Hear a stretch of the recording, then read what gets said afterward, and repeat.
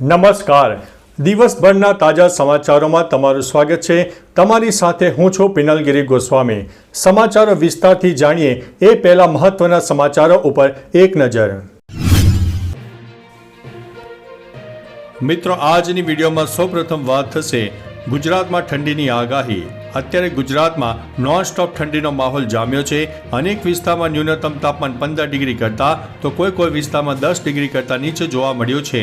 Back to back western ડિસ્ટર્બન્સની અસરના કારણે ઉત્તર ભારતના બર્ફીલા પવનો રાજસ્થાન અને ગુજરાત સુધી હજુ પણ જોવા મળશે.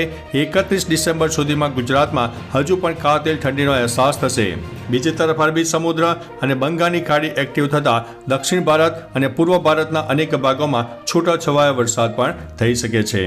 મિત્રો, અન્ય મહત્વના સમાચારની વાત કરીએ તો અમદાવાદ મ્યુનિસિપલ કોર્પોરેશને લીધો છે મહત્વનો નિર્ણય. અમદાવાદ મ્યુનિસિપલ કોર્પોરેશન દ્વારા શહેરના નાગરિકો માટે મહત્વનો નિર્ણય લેવામાં આવ્યો છે, જેના કારણે નાગરિકોને મોટી રાહત થશે. અમદાવાદ મ્યુનિસિપલ કોર્પોરેશન દ્વારા જન્મ મરણ KYC માટે મોટો નિર્ણય લેવામાં આવ્યો છે. અરજદારો હવે તેમના ડોક્યુમેન્ટમાં પિતાનું નામ પાછળ કુમાર કે ભાઈ લખાવવા માટે એફિડેવિટ નહીં કરવું પડે. બાળકના નામની પાછળ પિતાના નામમાં કુમાર કે ભાઈ લખાવવા માટે અગાઉ એફિડેવિટ આપવી પડતી હતી, પણ હવે KYC માટે એફિડેવિટ વગર સુધારા કરવામાં આવશે. મિત્રો, અન્ય મહત્વના સમાચારની વાત કરીએ તો કોર્પોરેટરોની કાશ્મીર સ્ટડી ટૂરથી લોકોમાં રોષ.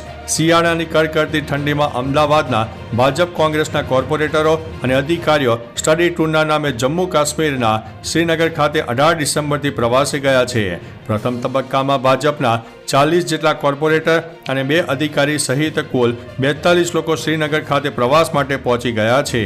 આ ટૂરથી હાલ પ્રજામાં ભારે રોષ જોવા મળી રહ્યો છે.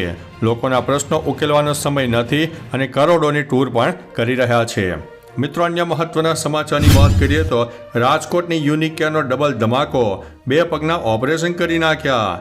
રાજકોટની યુનિકેર હોસ્પિટલની ગંભીર બેદરકારી સામે આવી છે. જૂનાગઢની એક યુવતીએ 8 મહિના પહેલા ડાબા પગમાં ગાંઠનું હોસ્પિટલમાં ઓપરેશન કરાવ્યું. જોકે ડાબા પગનું ઓપરેશન કર્યા બાદ ડોક્ટરે જમણા પગનું પણ ઓપરેશન કરી નાખ્યું હતું. જે મામલે યુવતીએ અગાઉ પોલીસ મથકમાં અરજી કરી હતી, જે અરજીના આધારે રાજકોટ તબીબી તપાસ સમિતિએ તપાસ હાથ ધરી છે. મિત્રો, અન્ય મહત્વના સમાચારની વાત કરીએ તો મહિલાની ફ્રેન્ડ રિક્વેસ્ટ વૃદ્ધને કરોડોમાં પડી. અમદાવાદના એક 65 વર્ષીય વૃદ્ધને અજાણી મહિલાની ફ્રેન્ડ રિક્વેસ્ટ 1.29 કરોડમાં પડી છે. વાત એમ છે કે રિક્વેસ્ટ એક્સેપ્ટ કર્યા બાદ વૃદ્ધે સામેવાળી વ્યક્તિ સાથે વાતચીત કરવાની શરૂ કરી. વોટ્સઅપ નંબરની આપ-લે થઈ. એક દિવસ વૃદ્ધ પર અજાણ્યા નંબરથી ફોન આવ્યો. તમારી લંડનથી આવેલ મિત્ર પાસેથી 80,000 પાઉન્ડ મળ્યા છે, જેનો ઉપયોગ ટેરર ફંડિંગમાં થવાનો છે કહીને 1.29 કરોડ રૂપિયા ટ્રાન્સફર કરાવી લીધા. મિત્રો, અન્ય મહત્વના સમાચારની વાત કરીએ તો વ્યાજખોરોએ 50 લાખની સામે 92 લાખ ચૂકવ્યા. છતાં રાજ્યમાં વ્યાજખોરીના દૂષણને ડામવા માટે સરકાર સતત પ્રયત્ન કરી રહી છે. જોકે વ્યાજખોરોને કાયદાનો ડર જ ન હોય તેમ તાપીમાંથી ફરીથી વ્યાજખોરોનો આતંક સામે આવ્યો છે. 50 લાખ સામે ફરિયાદીએ 92 લાખ આપ્યા, તેમ છતાં 50 લાખની વધારાની મુદ્દલની પઠાણી ઉઘરાણી કરી હોવાની ફરિયાદ નોંધાઈ છે. અત્રે જણાવી દઈએ કે ફરિયાદીએ 2 વ્યાજખોર વિરુદ્ધ પોલીસ ફરિયાદ નોંધાવી છે. મિત્રો, અન્ય મહત્વના સમાચારની વાત કરીએ તો ગુજરાતના માથે દેવું કેટલું. વર્ષ 2005માં ગુજરાત નાણાકીય જવાબદારી અધિનિયમને રાજ્ય સરકારે અમલી બનાવ્યો છે, જે અન્વયે રાજ્યના ઘરગથ્થુ ઉત્પાદનના પ્રમાણમાં જાહેર દેવો 27.10%થી નીચે રહેવું જોઈએ. વર્ષ 2001માં તે સમયનું જાહેર દેવો GSDPના 23.86% હતો, જેમાં ઉત્તરોત્તર ઘટાડો લાવીને નાણાકીય વર્ષ 2023-24ના સુધારેલા અંદાજોમાં 15.34%, તેમજ નાણાકીય વર્ષ 2024-25ના અંદાજોમાં 15.27% સૂચવવામાં આવ્યું છે. મિત્રો, અન્ય મહત્વના સમાચારની વાત કરીએ તો સગીરા પર દુષ્કર્મ આચરનારને 20 વર્ષની સજા. પાલનપુર સેશન કોર્ટે સગીરા પર દુષ્કર્મ ગુજારનાર આરોપીને 20 વર્ષની સજા ફટકારી છે. આ ઉપરાંત આરોપીને ₹50,000નો દંડનો હુકમ કર્યો છે. ઉલ્લેખનીય છે કે વર્ષ 2023માં આરોપીએ 9 વર્ષની સગીરા પર દુષ્કર્મ આચર્યું હતું. સગીરા જ્યારે પશુઓને ઘાસચારો નાખતી હતી ત્યારે તેને પકડીને તેની સાથે દુષ્કર્મ આચર્યું. પાલનપુર તાલુકા પોલીસ મથકે અમીરગઢ તાલુકામાં આ ફરિયાદ નોંધવામાં આવી છે. મિત્રો, અન્ય મહત્વના સમાચારની વાત કરીએ તો સોના ચાંદીના ભાવમાં જોરદાર ઘટાડો. સોના ચાંદીના ભાવમાં ઘટાડો નોંધાયો છે।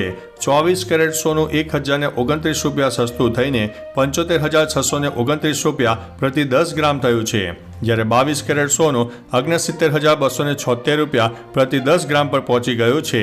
ચાંદી 2214 રૂપિયા ઘટીને 86,846 રૂપિયા પ્રતિ 10 ગ્રામ પર આવી ગઈ છે। સોના ચાંદીની સાથે શેરબજાર અને રૂપિયામાં પણ ઘટાડો નોંધાયો છે। મિત્રો, અન્ય મહત્વના સમાચારની વાત કરીએ તો શિક્ષણ જગત પર લાંછનની વધુ એક ઘટના સામે આવી છે। સુરતના ઉમરા વિસ્તારમાં આવેલી એક ખાનગી શાળામાં ધોરણ 5ની વિદ્યાર્થીની સાથે અડપલા થયા હોય તેવી ઘટના સામે આવી છે। શાળામાં 20 વર્ષથી નોકરી કરતા લાઇબ્રેરિયન વિજય ચંપક પટેલે વિદ્યાર્થીઓને અડપલા કર્યા હતા। આ મામલે ફરિયાદ નોંધાતા લાઇબ્રેરિયનની ધરપકડ કરવામાં આવી છે। શાળાના સીસીટીવી ફૂટેજની પર તપાસ કરતા ભાંડો ફૂટ્યો હતો। વિદ્યાર્થીઓને ગુડ ટચ અને બેડ ટચનું નોલેજ હોવાથી વાલીઓને જાણ કરી હતી। મિત્રો, અન્ય મહત્વના સમાચારની વાત કરીએ તો હવામાનની કડકડતી આગાહી। રાજ્યમાં ઠંડીના કારણે લોકો ઠૂંઠવાયા છે, ત્યારે હવામાન વિભાગ દ્વારા આગામી 5 દિવસ ઠંડીની આગાહી કરવામાં આવી છે, જેમાં નલિયા અને પોરબંદરમાં કોલ્ડ વેવની આગાહી કરવામાં આવી છે। નલિયામાં સૌથી ઓછું 5.7 ડિગ્રી તાપમાન નોંધાયું છે। અમદાવાદ અને ગાંધીનગરમાં પણ 15 ડિગ્રીની આસપાસ તાપમાન રહેવાની સંભાવના છે।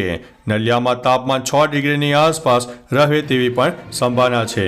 મિત્રો, અન્ય મહત્વના સમાચારની વાત કરીએ તો રાજ્ય વેરા નિરીક્ષક વર્ગ 3ની પ્રિલિમિનરી પરીક્ષા 22મી ડિસેમ્બરે યોજાશે। ગુજરાત પબ્લિક સર્વિસ કમિશન દ્વારા આયોજિત રાજ્ય વેરા નિરીક્ષક વર્ગ 3ની જગ્યા ભરતી માટેનું પરીક્ષાનું આયોજન કરવામાં આવ્યું છે। રાજ્ય વેરા નિરીક્ષક વર્ગ 3ની જગ્યા પર ભરતી માટેની પ્રિલિમિનરી પરીક્ષા આગામી 22 ડિસેમ્બર 2024ને રવિવારના રોજ યોજાનાર છે। ઉલ્લેખનીય છે કે પરીક્ષાના સુચારુ આયોજન અંગે તાપી નિવાસી અધિકારી કલેક્ટર RR બોરડના અધ્યક્ષસ્થાને બેઠક યોજાઈ હતી। મિત્રો, અન્ય મહત્વના સમાચારની વાત કરીએ તો ગુજરાતના ખેડૂતોને નવું વર્ષ ફળશે। ખેડૂતોને તેમના ઉત્પાદનના પોષણક્ષમ ભાવ મળી રહે તે હેતુથી રવિ માર્કેટિંગ સિઝન 2025-26 અંતર્ગત સરકાર દ્વારા લઘુત્તમ ટેકાના ભાવે ખરીદી કરવામાં આવશે। 2425 રૂપિયા પ્રતિ ક્વિન્ટલ ઘઉંની ખરીદી ગુજરાત રાજ્ય નાગરિક પુરવઠા નિગમ તરીકે કરવામાં આવશે। લઘુત્તમ ટેકાના ભાવે ઘઉંના વેચાણ કરતા ઈચ્છતા ખેડૂતો માટે ઓનલાઈન નોંધણી પ્રક્રિયા સમગ્ર રાજ્યમાં ગ્રામીણ કક્ષાએ 20E મારફતે તારીખ 1 જાન્યુઆરી 2025થી શરૂ કરવામાં આવનારી છે। મિત્રો, અન્ય મહત્વના સમાચારની વાત કરીએ તો તાંત્રિક વિધિના નામે પૈસા ખંખેરતી ગેંગ ઝડપાઈ છે। વડોદરામાં તાંત્રિક વિધિના નામે ડબ્બામાં પૈસાના બદલે નાળિયેર મૂકીને ઠગતી ગેંગ ઝડપાઈ છે। આ ગેંગ લોકોને માતાજીના ફોટાવાળા 10 રૂપિયાના સિક્કા તમારી પાસે છે, તમારી પાસેના રૂપિયા ડબ્બામાં મૂકી દો, ડબલ કે 10 ગણા કરી આપીશું તેમ કહીને ઠગાઈ કરતી હતી। પોલીસે ગેંગના 6 આરોપીને ઝડપી પાડ્યા છે। 6 ગુનાનો ભેદ ઉકેલ્યો છે। ઉલ્લેખનીય છે કે એક વ્યક્તિએ 10 ગણા કરવા માટે 11 લાખની લોન પણ લીધી હતી। તો ચાલો મિત્રો, ફરીથી દેશ અને દુનિયાના સુપરફાસ્ટ સમાચાર લઈને મળતા રહીશું। ત્યાં સુધી અમને રજા આપશો। નમસ્તે।